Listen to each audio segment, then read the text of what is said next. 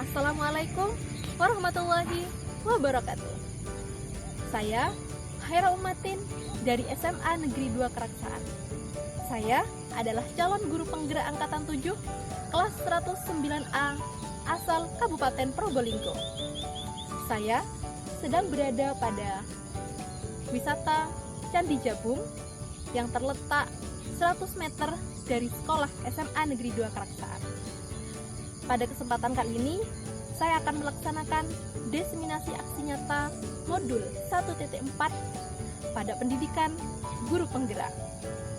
Semoga kegiatan ini dapat memberikan manfaat bagi murid, pengimbasan kepada rekan sejawat, dan terus menerapkan budaya positif di lingkungan sekolah. Tetap semangat, salam guru penggerak.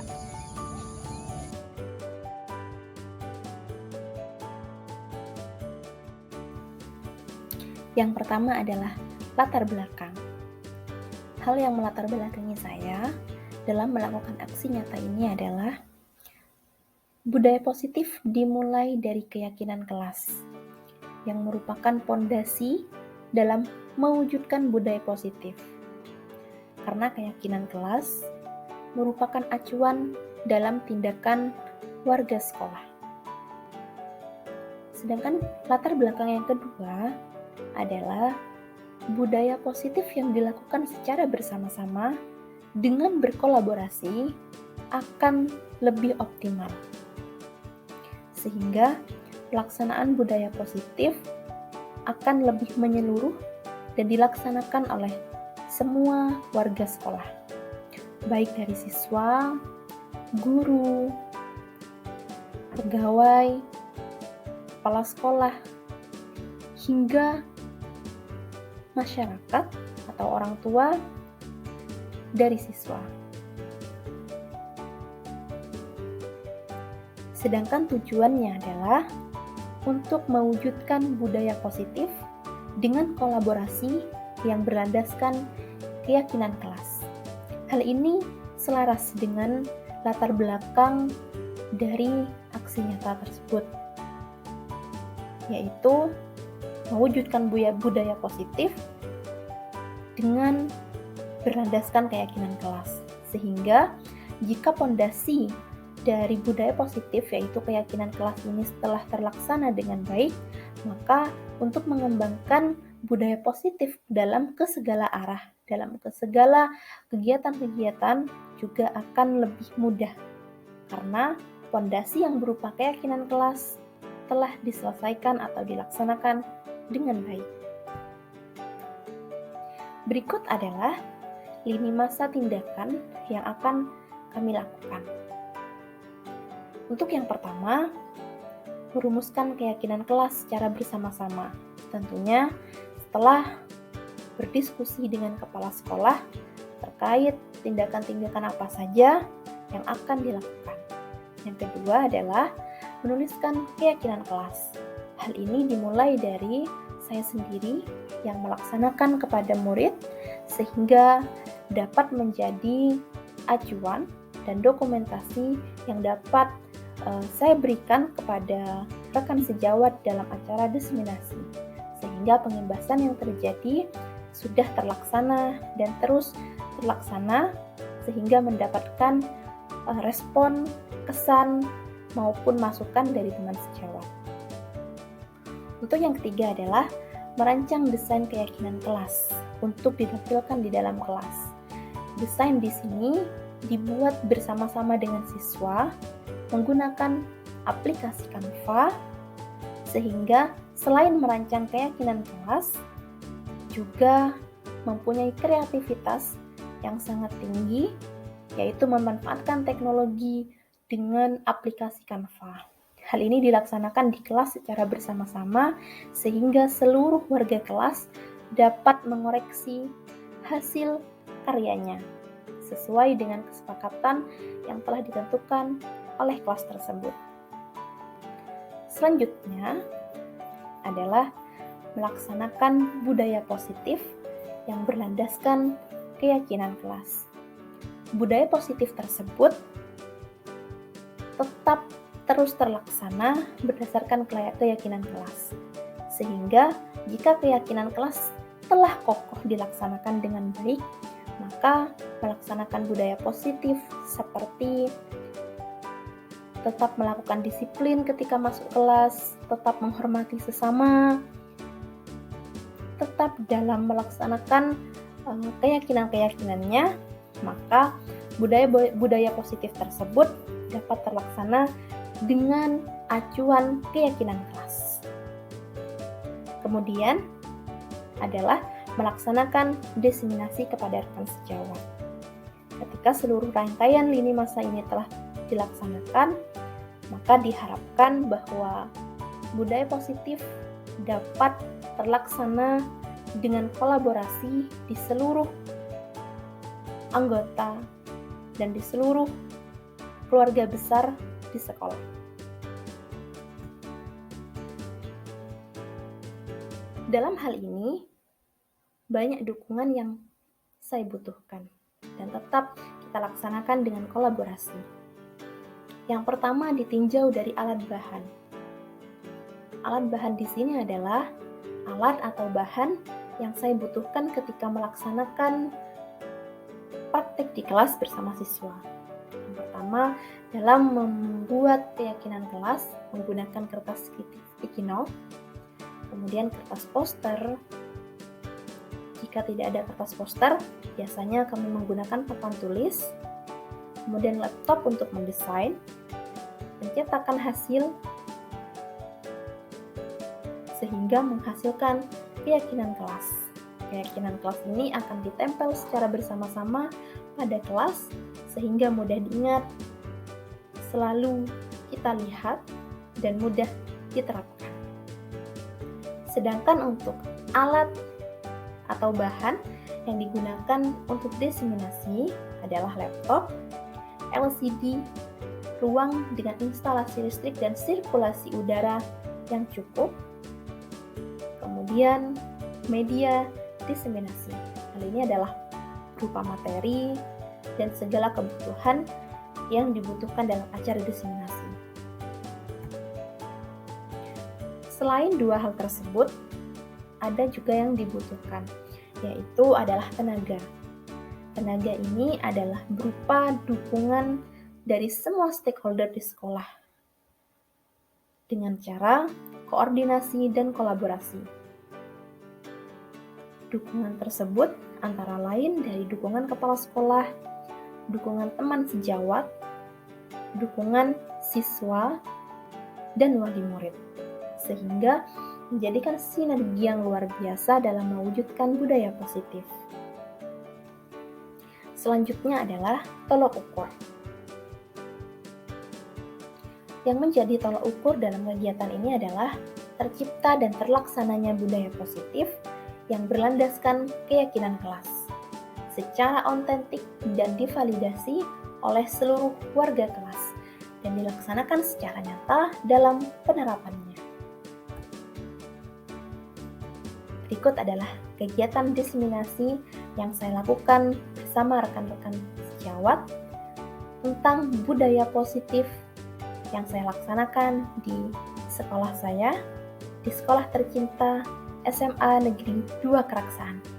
Selamat menyaksikan.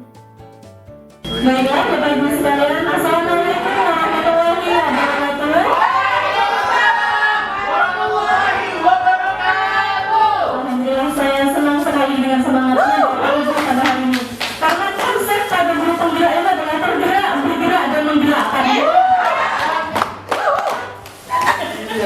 Terima kasih untuk kehadirannya, karena di siang hari seperti ini tidak mudah untuk meluangkan waktu bagi Bapak Ibu sekalian untuk tetap hadir di sini untuk berbagi bersama saya yang masih harus belajar, gitu ya. Baiklah, untuk kesempatan kali ini adalah kegiatan diseminasi aksi nyata saya pada pendidikan guru penggerak angkatan 4 yang berada pada modul 1.4. Perkenalkan dulu, kenal Bapak Ibu, saya Haira Umatin, bisa dipanggil Ibu Titin dari SMA Negeri 2 Keraksaan Kabupaten Probolinggo.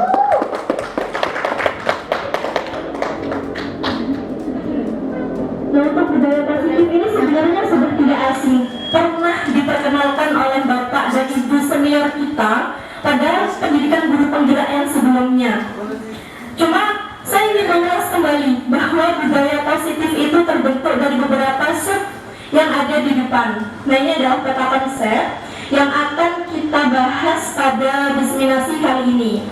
Nah, untuk budaya positif itu saja terakar atau terfondasi dari sebuah keyakinan kelas. Pernah dulu diterapkan juga pada tahun kemarin, tetapi keyakinan kelas ini berawal dari kesepakatan kelas yang disepakati bersama, sehingga ketika melanjutkan pada poin-poin yang lain sudah kuat akarnya seperti itu ya. Kemudian ada disiplin positif, kemudian posisi kontrol, dilanjutkan dengan hukuman, konsekuensi dan restitusi, dilanjutkan kebutuhan dasar manusia, dan yang terakhir adalah segitiga restitusi. Apa itu nanti kita akan bahas bersama-sama. Siap Bu. Yang pertama, mengapa keyakinan kelas? Mengapa bukan peraturan kelas? Sudah banyak yang terpampang peraturan kelas, peraturan sekolah seperti itu ya. Bahwa keyakinan kelas itu, mari kita bahas satu-satu. Oke. Mengapa kita memiliki peraturan tentang penggunaan helm pada saat mengendarai kendaraan roda 2 atau kendaraan bermotor? Takut jatuh. Takut jatuh, oke. Lanjut. Ada polisi. Polisi berarti adalah motivasi eksternal ya. Yang sering untuk keamanan, penting sekali. Tidak, oke, kita lihat. Tolak angin. Keselamatan atau keamanan. Baik, Bapak Ibu. Selanjutnya, mengapa kita perlu atau memiliki peraturan tentang penggunaan masker dan mencuci tangan setiap saat ketika pandemi kemarin? Biar tidak bau. Karena tidak mau. Terus, Dari bakteri kuman. oke, mungkin lebih ke virus atau melindungi diri dari Terus. virus atau kesehatan seperti itu. Ada. Sekarang kita beralih pada masuk kelas tepat waktu yang sudah kita bahas pada hari ini di awal, yang sudah diawali oleh Bapak Kepala Sekolah kita. Oke, jawabannya adalah keyakinan kelasnya berupa ketertiban kelas dan komitmen. Jadi begini Bapak Ibu, kenapa tidak peraturan saja? Misalkan sudah dipampang jam masuk kelas adalah jam 12.30, gitu ya. Tetapi pada keyakinan kelas ini kita dituntut untuk membuat kata-kata atau membuat keyakinan kita sendiri bahwa demi komitmen kita atau demi ketertiban kelas kita, maka kita masuk tepat waktu, baik itu guru maupun murid, seperti itu. Jadi keyakinan kelas itu adalah nilai-nilai kebajikan universal yang disepakati secara tersirat dan tersurat ya. Lepas dari latar belakang suku, negara maupun bahasa dan agama. Jadi kata-katanya harus universal, tidak bisa kita menentukan secara rasnya. Misalkan, oh ini dari ras, misalkan ras A, oke, ini dibedakan perlakuannya dengan yang satunya, tidak. Tetapi pada keyakinan kelas ini dibuat nilai-nilai yang universal atau secara umum, gitu. Baik, kita lanjutkan dulu. Keyakinan kelas ini wajib dibentuk dan disepakati oleh semua anggota kelas, sehingga penerapannya juga bersama. Nah, sekarang saya ingin sedikit flashback dulu tentang aturan atau peraturan, kemudian kesepakatan kelas dan keyakinan kelas. Mungkin dari Bapak Ibu sudah ada yang pernah mengetahui perbedaan dari ketiganya. Keyakinan kelas, Peraturan kelas, kesepakatan kelas, dan keyakinan kelas. peraturan. Bedanya. Sama-sama, peraturan kelas dibuat oleh satu arah atau dibuat oleh sekolah, misalkan kalau di sekolah. Jadi ketika sekolah menerapkan ini aturan dari sekolah, ini aturan dari kelas, misalkan kita sudah melihat tata tertib sekolah atau peraturan sekolah di sekolah kita, alhamdulillah sudah ada ya Bapak Ibu, di sebelah barat sudah ada. Kemudian kesepakatan kelas. Oke, kesepakatan kelas berarti kalau sepakat, saya contohkan satu murid, saya sepakat dengan semuanya nanti pulang bareng, misalkan seperti itu. Sepakat berarti apa yang perbedaannya dengan peraturan? Baik, betul sekali, dibuat oleh dua arah yang berbeda. Jadi antara keterkaitan antara pihak A dan pihak B gitu. Jadi ada dua yang memiliki tanggung jawab, tidak hanya si buat aturan dan tidak hanya yang menjalankan. Jadi ada dua arah. Ketika ditanya, oh ini peraturannya, berarti salah satu saja yang membentuk peraturan. Ketika ditanya kesepakatan kelas, berarti sudah disepakati, baik itu kesepakatan kelas, kesepakatan sekolah. Sehingga murid ketika ditanya, oh iya saya sudah sepakat dengan hal tersebut. Misalnya pada kelas 10 dan kelas 11, kelas 12 juga sudah saya berdiskusi atau melakukan aksi nyata dengan siswa kita, yaitu salah satunya seperti ini Bapak Ibu. Pada saat pembelajaran berlangsung, HP dikumpulkan. Nah, termasuk HP saya ketika itu. Jadi ketika saya masuk kelas, anak-anak sudah tahu kalau saya masuk kelas berarti sudah ada meja di depan itu yang dibuat untuk tempat HP. Seperti itu untuk fokus. Kemudian tentang kedisiplinan misalkan. Jadi ketika saya sudah masuk, saya misalkan ada siswa yang masih di luar bajunya, kemudian masih tidak berpakaian pada hari tersebut atau masih tetap pakaian olahraga, saya bertanya keyakinan kelas nomor 2 apa nah gitu. Jadi sudah ada terpampang dan tercetak karena mereka juga yang menyepakati sendiri kesepakatan tersebut. Nah, tetapi pada keyakinan kelas ini lebih sederhana gitu. Saya lanjutkan dulu ya.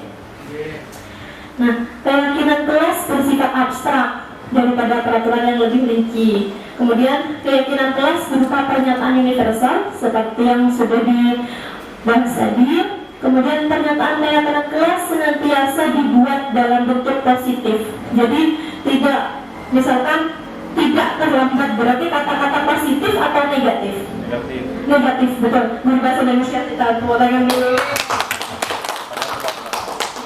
Berarti tidak terlambat, meskipun dalam kata matematika tidak sudah negatif dan terlambat sudah negatif dari positif, tetapi dalam keyakinan kelas ini kita menghindari kata-kata yang negatif tadi, sehingga bisa diganti tidak terlambat, misalkan hadir tepat waktu.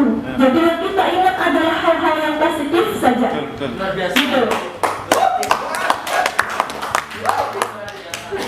Kemudian keyakinan kelas setidaknya tidak terlalu banyak sehingga mudah dipahami oleh semua warga kelas.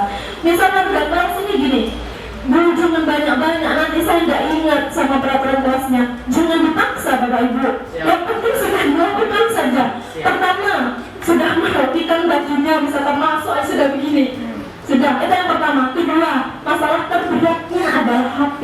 Kalau sudah pegang HP bisa nggak diteliti, saya masuk sudah nggak dilirik, sudah mesti. Betul. Berarti masalahnya kalau misalkan kelas itu hanya menyepakati dua, jangan dipaksa untuk yang ketiga dan keempat dan seterusnya. Seperti itu. Siap. Nah, selanjutnya adalah keyakinan kelas sebaiknya sesuatu yang dapat diterapkan di lingkungan tersebut. Terus, warga kelas hendaknya ikut berkontribusi dalam pembuatan keyakinan lewat kegiatan curah pendapat.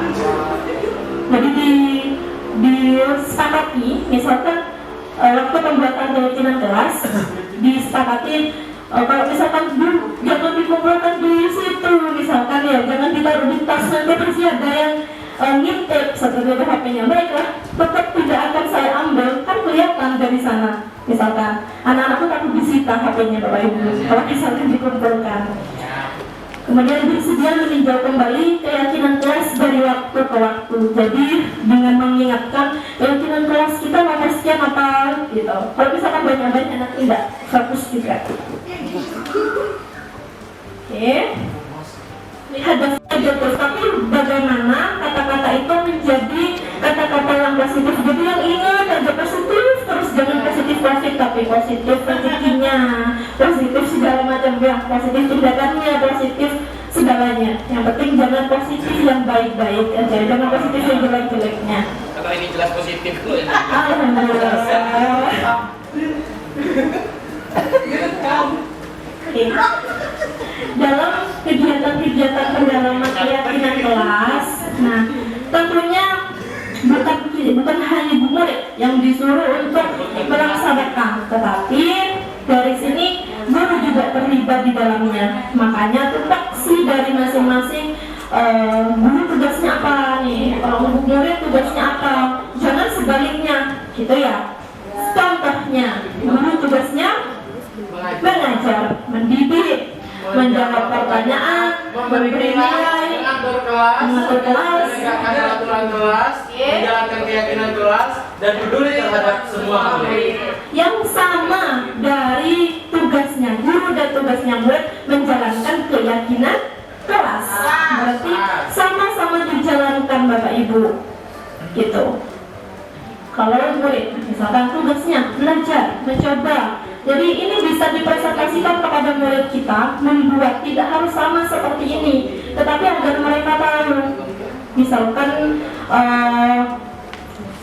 belajar itu adalah tugasnya mereka. Jangan sampai gini, tugas guru nih masih tugas tiap masuk aja tugas terus, biar nggak kayak gitu ya, yang nggak ada pelindung. Jadi biar mereka juga tahu tugasnya dari guru itu tugasnya apa, murid tugasnya apa, sehingga memahami, oh saya pada batas ini, guru pada batas itu, gitu ya. Kemudian guru bukan tugasnya menyakiti, disakiti. Nah ini sudah yang bagian negatif Bapak Ibu, gitu. Sehingga di situ tuh sudah tertantang. Oh ini tupoksi saya, ini bukan tupoksi saya. Bisa dipraktikkan bersama siswa seperti itu.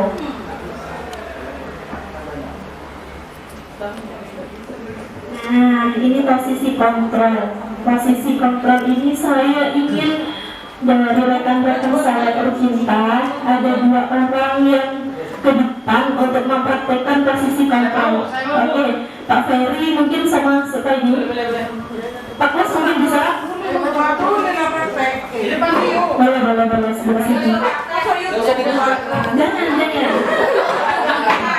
Oke. Bagus, lepaskan genggaman, bagus. Gimana Mi? Oke, begini. Di sini Pak. Gini, pada posisi kontrol ini, bapak berdua ditugaskan untuk menjaga genggamannya. Anggaplah bahwa dalam genggaman ini terdapat sesuatu yang sangat berharga yang sedang Bapak Ibu jaga. Nah, satu saja tidak apa-apa, satunya nanti untuk merayu dari kawan-kawannya. Satu saja, mungkin yang paling cepat. Oke. Nah, sekarang Bapak Ferry, ya, saya anggap si A deh. Bapak Kusnedi, saya anggap si B. Nah, Pak Kus mempunyai sesuatu yang sangat berharga menurut Pak Ferry. Menurut aku, sedangkan Pak Ferry juga menurut Pak Ferry ini sangat berharga sekali, lebih berharga dari yang sedang dijaga oleh Pak Kus. Tapi tugasnya adalah bagaimana caranya, boleh merayu, boleh menyogok genggamannya, merayu Pak Kus. Pokoknya gimana caranya salah satu genggamannya harus bisa terbuka, tidak boleh kalah, boleh gantian, boleh misalkan Pak Kus nih dibuka kanannya, dibuka gitu ya, boleh. Kalau mau nanti jalan-jalan ke sana boleh, gitu. Pak Kus mempertahankan juga atau sudah nah, gitu. Boleh dirayu, boleh diamalkan, yang penting caranya bisa untuk membuka tangannya Pak Kus. Oke, gantian Pak Ferry dulu deh yang buka. Pak Kus, buka. Ini bukan nih. Buka nih. Dulu. Oke, ngerayu. Pak Kus, buka dong. Tangannya buka. Sampai lagi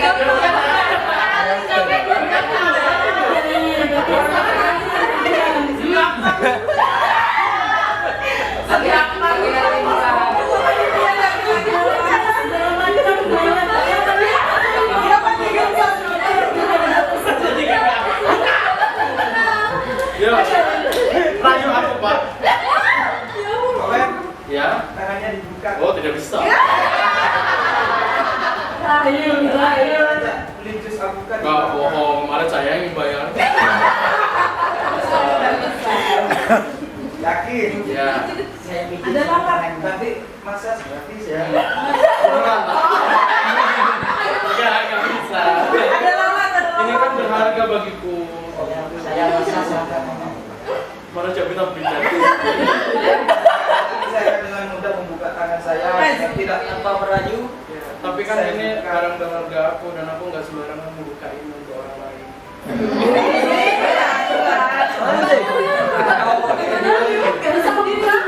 Bisa dibuka? Nggak bisa ya? Oke, kesimpulannya berarti nggak bisa. Oke, baik, terima kasih Bapak Ibu. Baik, kita simpulkan dulu.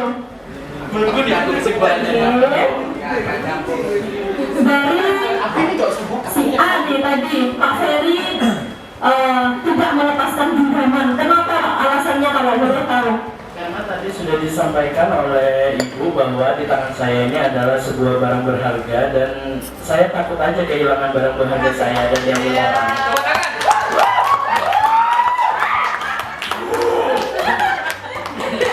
Untuk yang kedua, Pak Kusnedi tadi melepaskan genggaman. Boleh tahu alasannya apa? Karena saya kasih. Gini Bu, untuk yang pertama itu saya kira masih coba. Banyak kan sudah eksklusif. Jadi ya itulah. Sudah praktek ya, Pak. Kalau Pak Ferry yang nyuruh buka sampai kapanpun tidak mungkin saya buka.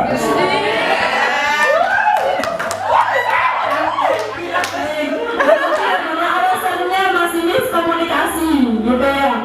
Oke.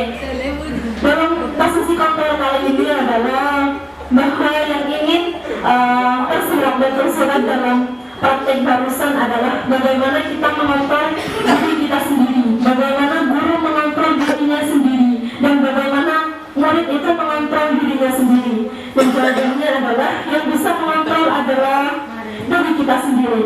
Biar dipaksa bagaimanapun, kalau Pak Ferry tidak mau melepaskannya, tidak akan terlepas, gitu. Dipaksa seperti apapun, Pak Kusnedi misalkan tadi tidak terkomunikasi, saya yakin kalau itu kalau berharga tidak akan dilepaskan. Betul? Oke, berarti posisi kontrol itu adalah pada diri kita masing-masing. Yang bisa mengontrol diri kita adalah diri kita masing-masing. Yang bisa menjalankan keyakinan itu adalah diri kita masing-masing.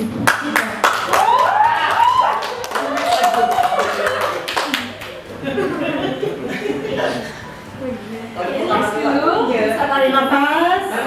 Tarik nafas guys. Oke, mungkin masih agak ulang sedikit karena Pak Ferry tadi merayu ya. Iya benar. Sampai saya lanjutkan. Sebagai seorang guru, saat Anda lahir atau ada hadir mengajar di kelas tepat waktu, motivasi apakah yang mendasari tindakan Anda? Kalau yang pertama, menghindari ketidaknyamanan atau hukuman, betul.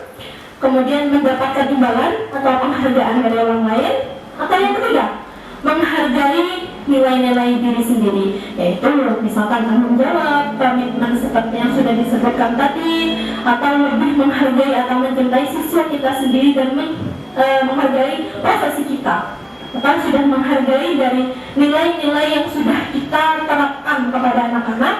Oke, dari dua alasan ini, yang nomor 1 dan nomor 2 termasuk motivasi eksternal, sedangkan yang nomor 3 adalah motivasi internal. Jadi sebaiknya dalam melakukan sesuatu dimulai dari internalnya dulu, sehingga benar tadi yang dikatakan oleh Bapak Kepala Sekolah bahwa rajin dulu, diri kita dulu yang diperbaiki. Mungkin nanti dari rezeki kita bisa timbul dari kerajinan tersebut. Nah, itu juga termasuk dalam materi saya Pak Gatot. Jadi motivasi internal yang dilakukan akan berimbas kepada yang eksternal yang tadi juga akan mengikuti. Jadi terima kasih Pak masukannya. Sakunya kok besar?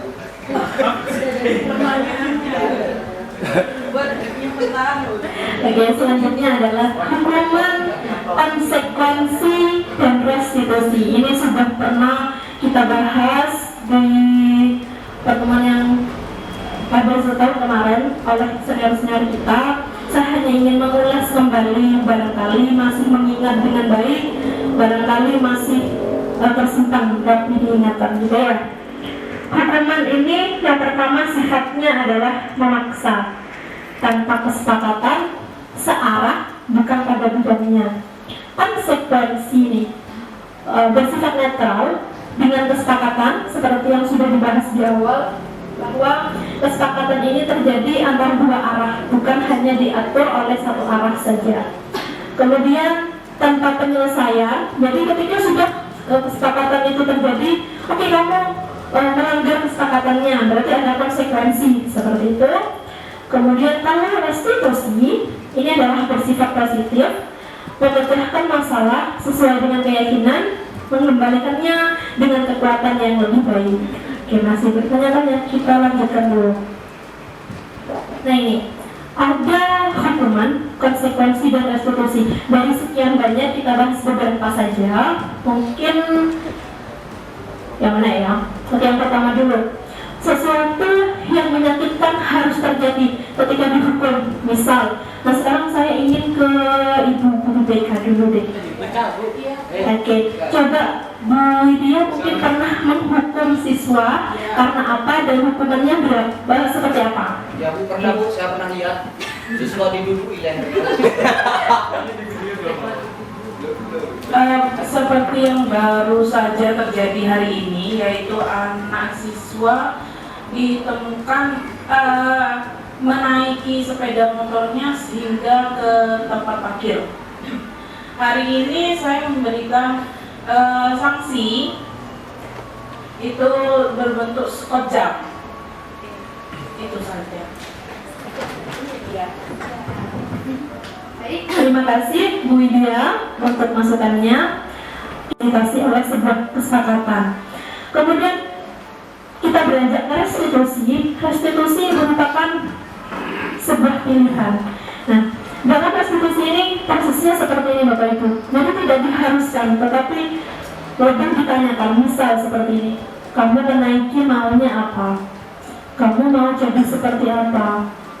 Jadi kalau misalkan menaiki kendaraan bermotor sampai pada parkiran dengan melewati Bapak Ibu guru yang di depan, lebih ditanyakan. Nah, nanti kalau misalkan masih ngeyel, masih dengan alasannya macam-macam, kita tinggal kembalikan pada keyakinan kelas yang sudah dibuat. Bagaimana keyakinan kelasnya atau bagaimana keyakinan sekolahnya, yaitu saling menghormati, komitmen, berarti kan sudah hadir tepat waktu, sopan gitu.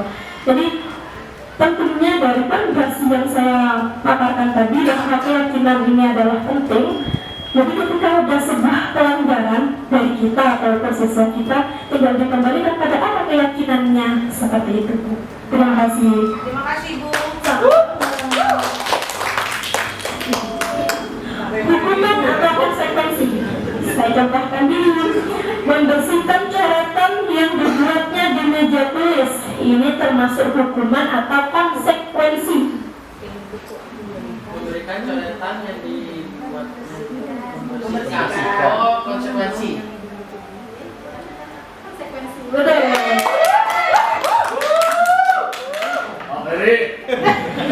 Ya, selanjutnya mencatat 100 kali di dalam buku kalimat saya tidak akan terlambat lagi karena terlambat ke sekolah. Hukuman! Hukuman, Bu. Bukan. Konsekuensi. Konsekuensi. Sudah tadi ya dijelaskan bahwa Anjing salah. bersifat harus dilakukan. Sudah secara fisik juga sudah dilakukan. Jadi hukuman itu harus berupa fisik, kecuali fisiknya ini keolahragaan. Berarti hal tersebut dibenarkan. Oke. Lari mengelilingi lapangan basket berlari karena Wah, itu hukuman. Hukuman. Jarak. Hukuman. Keren, Iya. Lari diminta untuk push up sama seperti tadi 15 kali. Hukuman, Bu. Hukuman. Kenapa? Karena melibatkan fisik. Otak badan. Otak batin. Oke, selanjutnya menggantikan kertas tugas teman yang telah dicoret-coret. Berarti konsekuensi atau hukuman konsekuensi. Oke, selanjutnya berjemur di lapangan basket pukul 12 siang karena Hukuman. mengobrol dengan guru. tentang hukuman. Oke, lanjut, kita agak cepat sedikit. Murid diminta bertelanjang kaki sepanjang hari karena tidak menggunakan sepatu warna hitam sesuai peraturan sekolah. Buit ini. Hukuman. Berdiri di depan kelas sambil mengangkat kaki satu karena tidak bisa menjawab pertanyaan. Hukuman. Sudah pintar sekali. Membersihkan tambahan air di meja tulis karena tersenggol pada saat belajar. Konsekuensi. Hukuman. Bersih sekali. Lanjut. Kehilangan 10 menit jam istirahat untuk mengerjakan tugas karena terlambat datang dan tertinggal pelajaran 10 menit. Konsekuensi. Sudah. Bertanggung jawab. Duduk di bangku pinggir lapangan pada saat jam istirahat, tidak diizinkan bermain oleh guru piket karena mencederai teman saat bermain. Konsekuensi. Jawab sekalian salah. Terlambat hadir di pembelajaran daring 15 menit dan dimulai tinggal 15 menit sudah telah selesai. Konsekuensi. Oke. Lari mengelilingi lapangan basket 2 kali karena terlambat 10 menit untuk pelajaran PJOK. Yang jelas bukan hukuman. Yang jelas bukan hukuman. Konsekuensi. Kenapa? Ini pengecualian Pak Kusadi untuk materi jenengan. Materi PJOK memang melibatkan fisik bebannya, seperti yang sudah tadi disampaikan di depan, sesuai bidangnya. Jadi Pak Kus kan olahraga, ya. Misalkan Pak Kus menyuruh pemanasannya lari, misalkan, berarti dibenarkan Pak, karena memang bidangnya adalah fisik atau keolahragaan. Gitu. Kalau misalkan saya memberikan tugas kepada siswa lari lapangan 20 kali karena tidak mengerjakan tugas kimia. Nah, baru itu adalah hukuman. Kalau Pak Kus dalam PJOK, maka itu adalah sebuah konsekuensi karena tersebut adalah bidangnya. Oke, betul sekali. Yang terakhir sepertinya membersihkan WC sekolah karena mematahkan pensil karetnya. Hukuman. Oke, ada kata-kata seperti ini Bapak Ibu. Saat kita berulang kali menjanjikan hadiah kepada anak-anak agar berperilaku bertanggung jawab, atau kepada seorang murid agar mempelajari sesuatu yang baru, atau kepada seorang karyawan agar melakukan pekerjaan yang berkualitas, kita sedang berasumsi mereka tidak dapat melakukannya atau mereka tidak akan memilih untuk melakukannya. Dengan secara tidak langsung ketika kita mengiming-imingi hadiah kepada rekan kita, anak didik, karyawan, atau teman sejawat, atau apapun itu, jika dilandasi dengan motivasi eksternal yang sudah kita terapkan tadi, bahwa kita sedang berasumsi sedang meremehkan mereka, atau berasumsi mereka tidak akan mampu melakukannya, atau mereka tidak akan memilih hal tersebut. Jadi lebih dihindari untuk pemberian penghargaan yang secara berlebihan. Makanya saya pernah cerita sama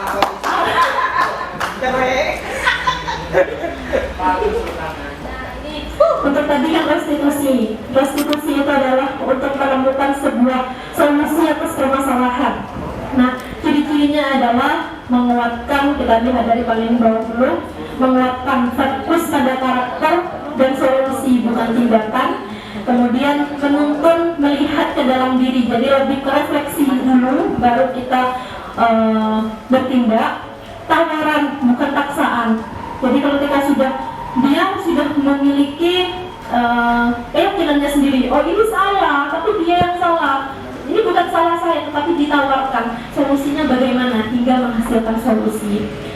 Kemudian memperbaiki sebuah hubungan, jadi tidak bisa permasalahan tersebut atau kenegatifan tersebut bisa berujung sampai merusak sebuah hubungan, karena restitusi ini adalah memperbaiki hubungan.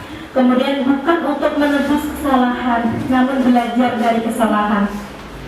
Seperti ini contohnya Bapak Ibu. Misalkan nih, saking senengnya guyon sampai pancing bajunya temannya rusak. Oke. Atau pernah kita alami di sini bahwa anak-anak sedang bermain sampai merusak kran sekolah. Bukan pada harganya, tetapi pada memperbaiki kesalahannya. Jadi lebih kepada tanggung jawabnya. Jadi menurut teori restitusi ini bahwa anak-anak itu lebih akan peka terhadap caranya. Jadi misalkan kita sudah menyediakan iklan, kemudian anak-anak yang sudah bertanggung jawab kan bisa menghubungi SD, masih bisa juga lebih bagaimana caranya meminta maaf, mengakui bahwa dia salah, seperti itu. Jadi restitusi ini memperbaiki hubungan, bukan menebus kesalahan, tapi belajar dari kesalahan. Seperti itu. Kita sebagai manusia memiliki kebutuhan dasar. Nah, kenapa banyak sebuah pelanggaran yang terjadi karena kebutuhan dasar manusia ini tidak terpenuhi? Salah satunya adalah kebutuhan bertahan hidup. Bertahan hidup ini seperti sendang, pangan, dan patah, misal seperti itu. Sudah terjadi, dulu saya tidak bisa ke sekolah karena bekerja, dikasih oleh sebuah kesepakatan. Kemudian kita beranjak ke restitusi merupakan sebuah pilihan. Nah, dalam restitusi ini prosesnya seperti ini Bapak Ibu. Jadi tidak diharuskan, tetapi lebih ditanyakan. Misal seperti ini, kamu menaiki maunya apa? Kamu mau jadi seperti apa? Jadi kalau misalkan menaiki kendaraan bermotor sampai pada parkiran dengan melewati Bapak Ibu guru yang di depan, lebih ditanyakan. Nah, nanti kalau misalkan masih ngeyel, masih dengan alasannya macam-macam, kita tinggal kembalikan pada keyakinan kelas yang sudah dibuat. Bagaimana keyakinan kelasnya atau bagaimana keyakinan sekolahnya, yaitu saling menghormati, komitmen, berarti kan sudah hadir tepat waktu. Tentang kebutuhan dasar manusia, yang tadi adalah bertahan hidup. Kemudian yang kedua adalah penguasaan. Penguasaan di sini lebih kepada pokoknya dia tuh ingin diakui kalau misalkan dia itu menguasai hal tersebut. Ada siswa yang di pelajaran matematika misalkan sudah katanya anti sekali, tetapi di mata pelajaran lain seperti fisika misal, seni misal, dia malah unggul. Jadi dia ingin dihargai atas pencapaiannya tersebut, bahwa dia menguasai di bidang tersebut, di bidang yang dia sukai. Gitu. Untuk selanjutnya adalah kebutuhan tentang kasih sayang dan rasa diterima. Nah ini kasih sayang dan rasa diterima ini seperti dalam lingkup keluarga. Banyak orang tua yang tidak memprioritaskan anaknya, misal dengan alasan bekerja, misal dengan alasan broken home dan lain sebagainya. Nah, tapi di lingkungan sekolah, rasa kasih sayang dan diterima ini ketika dia tidak bisa mendapatkan kasih sayang di rumah, jadi dia ingin mencari perhatian daripada kita, kemudian perhatian tersebut kadang tidak selalu baik. Perhatian tersebut bisa dengan melangkah seperti ini, tidak bisa seperti itu. Itu sebenarnya adalah kebutuhan hidup, sehingga anak-anak itu bisa mengatakan bahwa aturan itu dibuat untuk dilanggar. Hal tersebut sebenarnya adalah kebutuhan hidup anak atau manusia untuk kebebasan. Nah, yang terakhir adalah kesenangan. Nah, ini banyak sekali, kalau nggak senang kenapa enggak gitu. Jadi dia melakukan hal-hal yang dia senangi. Kalau sudah senangnya pada satu titik, misalkan bola nih, dia sudah bola terus dari awal. Gitu. Jadi mencari kebutuhan yang dia senangi. Jadi bisa jadi tujuan ke sekolah adalah untuk hal-hal yang dia senangi. Bisa jadi ke sekolah karena ada lawan jenis yang dia senangi. Dia yang bangga. Oke, selanjutnya ini posisi kontrol. Yang pertama penghukum, kemudian teman, pembuat merasa bersalah, pemantau, dan manajer. Oke, penghukum ini sudah kita sering gunakan. Misalkan, tidak mengerjakan tugas, silahkan ke depan kelas untuk mengerjakan seperti ini, atau mengerjakan sesuatu, tidak mengerjakan ulangan misalkan. ayo kerjakan tetapi ada di kantor misalkan, berarti itu adalah sebuah hukuman. Tetapi kalau teman, misal seperti ini, oh kemarin nggak masuk ya, kenapa? Oh enak sekali tidur hujan ya nak ya, udah kering seragamnya, oh sepatunya nggak kering kayak gitu, oke. Jadi didekati sebagai seorang teman itu adalah sebuah posisi kontrol kita. Jadi lebih mendekatkan diri sehingga dia bisa cerita. Oh ini, tapi ini ada kelemahan juga sih. Kalau terlalu disebut atau terlalu dekat sebagai teman, dia bisa melanggar batas. Tidak pada posisi kontrol yang tadi, kalau murid tugasnya ini akan melanggar step-step yang ada di situ. Seperti itu. Kemudian pembuat merasa bersalah. Ini sebenarnya sering sekali. Misalkan gini, aduh nak, gak bawa alat kebersihan nanti dimarahi Bu dia loh nak, gitu ya. Aduh gak bawa ini lagi dulu kan mau terlambat lagi nanti dimarahi, tidak enak kan gitu ya. Ini sebenarnya membuat merasa bersalah.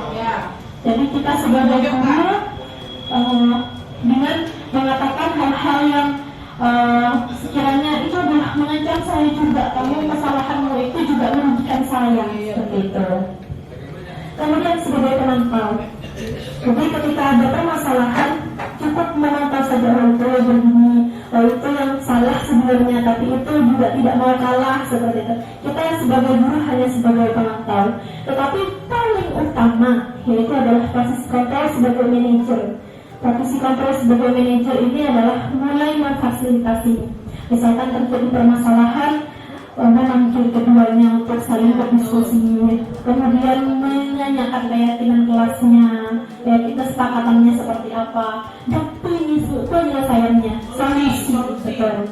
Jadi yang ditawarkan posisi kontrol yang paling penting atau paling atas adalah kita sebagai pendidik, adalah sebagai manajer. Oke, jadi ke arahnya adalah ke restitusi yang tadi. Tuh.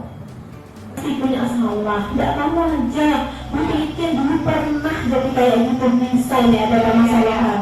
Jadi biar stabil dulu, biar dia ingin bercerita tentang permasalahannya.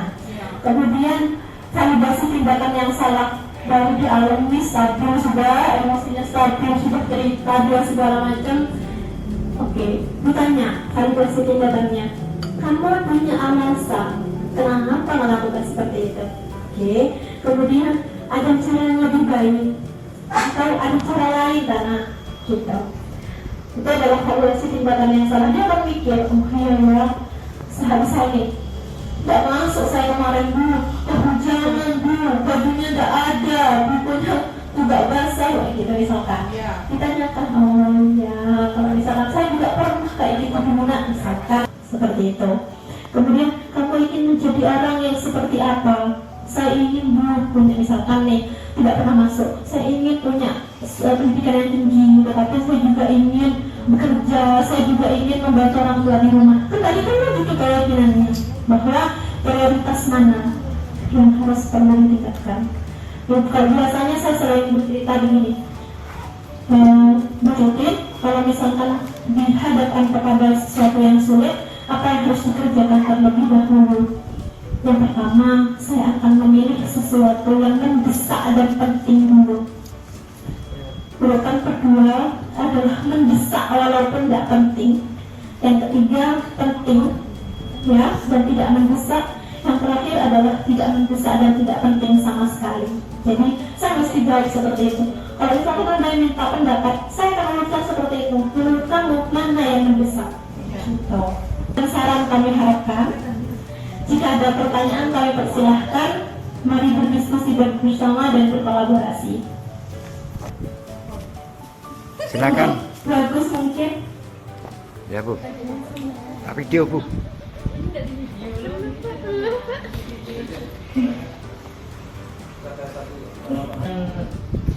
Kita di sekolah ini kan menghadapi berbagai macam anak ya Ibu Titin, dan intinya kita harus juga menerapkan diferensiasi tadi kan untuk menanggulangi anak-anak itu kan berbeda-beda. Nah, kalau dari penjelasan tadi itu sebenarnya sudah sangat memuaskan dari Ibu Titin. Cuma saya mungkin ingin menanyakan kira-kira yang paling tepat dan cocok bagi siswa yang temperamental. Nah itu kan mungkin kondisi di rumahnya kami kan tidak tahu, maksudnya kalau kecuali wali kelas ya lebih tahu anaknya. Nah itu kira-kira harus lebih bagaimana lagi untuk ini, apakah solusinya seperti apa maksudnya, paham ya Ibu? Ya, terima kasih Bu Titin. Terima kasih pertanyaannya Pak Ferry. Ini Bapak atau Ibu ingin atau ada pemasukan lain yang lebih sesuai, kami persilahkan untuk menambahkan. Jadi begini Pak, menurut saya kebutuhan dasar manusia itu berbeda-beda. Ada yang dia kekurangan kasih sayang, ada yang kekurangan kebebasan, ada yang kekurangan penguasaan, dan ada yang bertahan hidup.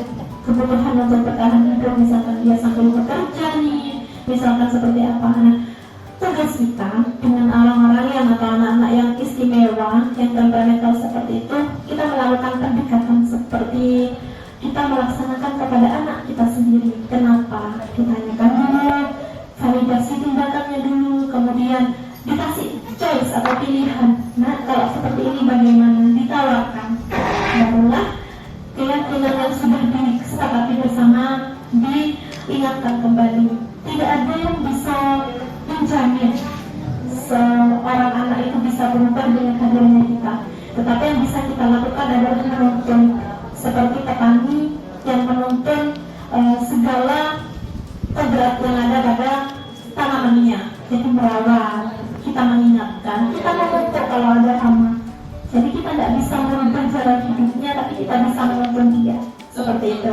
Terima kasih. Oke, mungkin ada sama-sama, mungkin ada yang perlu ditambahkan Bapak Ibu. Seperti aksi nyata saya pada modul 1.4 pendidikan guru penggerak ini, saya mengucapkan banyak-banyak terima kasih kepada semua stakeholder yang ada di SMA Negeri 2 Keraksan, kepada Bapak Kepala Sekolah, kepada rekan-rekan sejawat dalam pendidikan yang terus bergerak dan menggerakkan di lembaga kita. Kita ini ibarat sebuah rumah dalam sebuah lembaga pendidikan. Dan kita ini adalah penggeraknya, kita adalah modalnya, kita adalah nyawanya. Kita semangat untuk terus berkolaborasi. Assalamualaikum warahmatullahi wabarakatuh. Waalaikumsalam warahmatullahi wabarakatuh.